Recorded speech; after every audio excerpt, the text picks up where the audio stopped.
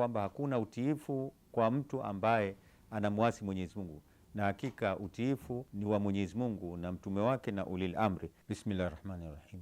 Ama jawabu la pili kuhusiana na swali lake ambalo walilouliza ni kwamba inasema amesema ya kwamba wengine wanasema ijmaul umma na nini. Sasa tukirudi kwenye Fakhrud Razi anasema ya kwamba hawa watu lazima, huyu mtu au ulil amri lazima wawe maasum. Kauli yake inakutana na kauli ya Imam Ali alayhi salam ambaye anasema ya kwamba la ta'ata liman la asa Allah wa innama ta'ata lillahi wa lirasulihi wa liwulati al-amri, ya kwamba hakuna utiifu kwa mtu ambaye anamwasi Mwenyezi Mungu, na hakika utiifu ni wa Mwenyezi Mungu na mtume wake na ulil amri. Alafu kisha anasema amara Allah bi ta'ati ar-rasul li'annahu ma'sumun mutahhar, ya kwamba Mwenyezi Mungu aliamrisha tumtii mtume kwa sababu yeye ni maasum na ni mutahhar, ametahirishwa. Na pia la yaamuru bi ma'siyati, haamrishi kwa Mwenyezi Mungu kumwasi Mwenyezi Mungu.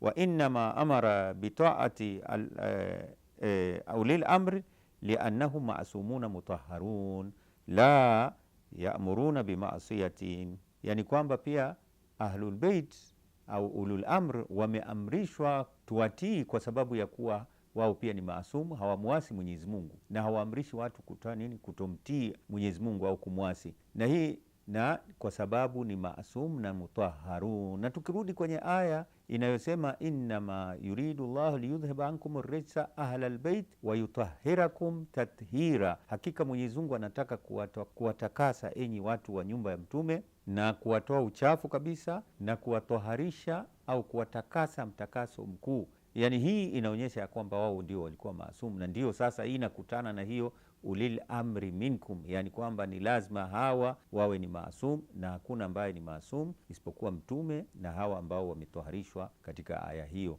ya Qur'ani.